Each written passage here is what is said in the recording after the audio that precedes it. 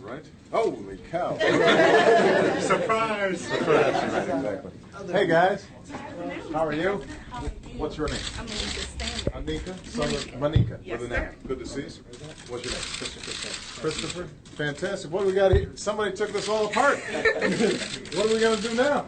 We're going to explain the components of the computer. Goodness gracious. Okay, tell me. This This is about time I figured out what was going on. Yes, All sir. right. This is a computer tower. Yes. This houses all the components of the computer. Right. The main component of the computer is the motherboard. Okay. The motherboard would be considered as the city of the computer. Today we're considering the city of Washington, D.C. Okay. Here we have the CPU, which is the central processing unit, Okay. which is the main component where everything takes place. Then we have the RAM, which is random access memory, Okay. all the memory of the computer. And without this, the computer would not be able to function. Okay. All right. And these are all the separate parts Yes. of this. Yes. Okay. So this is what my hard drive looks like if I took it all apart. Nope, this right here would This actually is- be your hard drive. That'd be my hard drive over here. And for the motherboard to be able to detect it and Yeah. to communicate with it, Okay. what it does is that it works with the central processing unit and the RAM. And on the board, there's something called the BIOS, which is basic input output. And what it does, it talks to all the devices and says, hey, we need you to be able to communicate with a certain device. So what happens is that, well, this isn't connected, so obviously it can't talk to it. So we need some form of connection for it to be able to speak. So it sends out a signal, talks to your hard drive, and says, hey, we need such and such to come over here. And then it brings it back, talks to around the CPU, and then the CPU just processes all that information and sends it out. But it does it very fast. Yep, does it really quick. Now, just to get a sense of the two of you and how you got so knowledgeable about computers. Had you in high school done any work on computers? Or? In high school, no, but my dad has been influential in that. When I was a little kid, I just always stared at his computer work, what he was doing, and I would ask him questions about it all the time. Okay. And then he would tell me to go off and do something else, but I was really interested in what was on the screen, and then that's how I started, and I got that's you. how I found myself. How about you? Not in high school or anything, but I was more so into the graphics. So just watching my mom at work. Does she work in? Well, not in computers, Okay. but she does a lot of work with the She computers. works with Yes, computers. sir.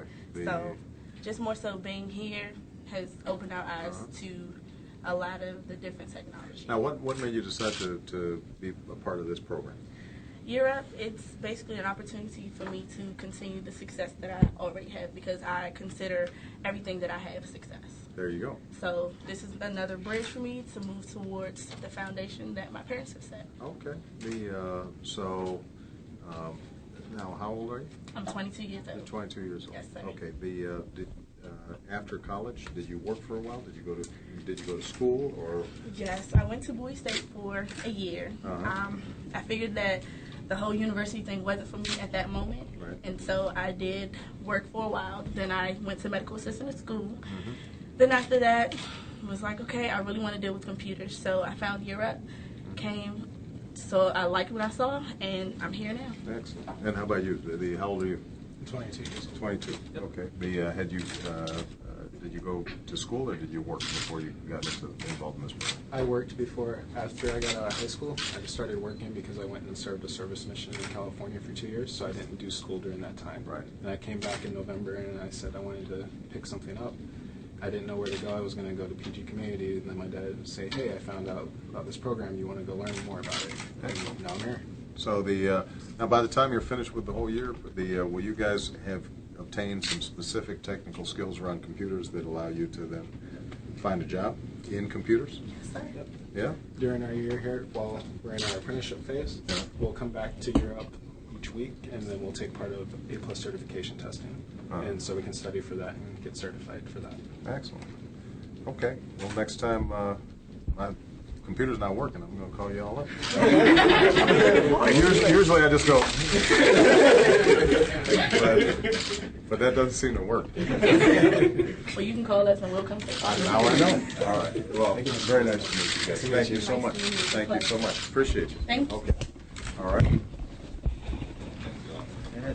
Don't you do that? Just kick it.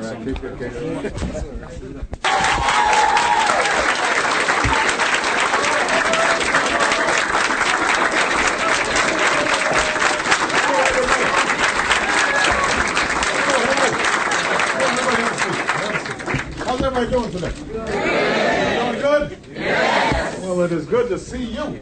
It is impressive. First of all, I want to thank Gerald for founding this applause.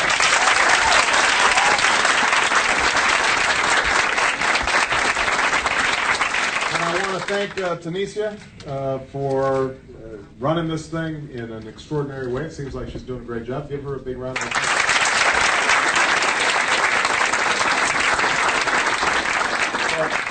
I am just very excited to be here. I just met 4 of your fellow Year Up participants, and they represented you very well. And they told me a little bit about the program. I know that so many of you are doing extraordinary things now, but you've had your bumps in the road, and there have been some tough times. And part of the reason we wanted to come here is that Father's Day is coming up. And, you know, a lot of young people in America these days are growing up without fathers in the house, and as a consequence, without direction. And I'm somebody who didn't have a father in my house when I was coming up. And, you know, what we wanted to do was to highlight the fact that, first of all, there are all kinds of people who succeed despite the obstacles, but also to remind ourselves that there's so much talent out there that is untapped because people don't have pathways to success, and they don't have somebody who's giving them a hand and giving them advice and giving them counsel. And so, number one, we want to send out a message that our parents, that's the first foundation, and fathers especially need to be involved with their children's lives. So the young men who are here today, I just want you to know that even if your father was not there, you can be there for your child when you have a child, and it's not a bad thing to wait to have a child until you got your act together. But the second message was also to say that you know, we as a community can help provide young people with support and direction, and I think that this Year Up program is a terrific example of that. So I just want to thank all of you for being great models, great role models for your peers and for younger people who are coming up, your brothers and sisters, people in the community. They're all watching you.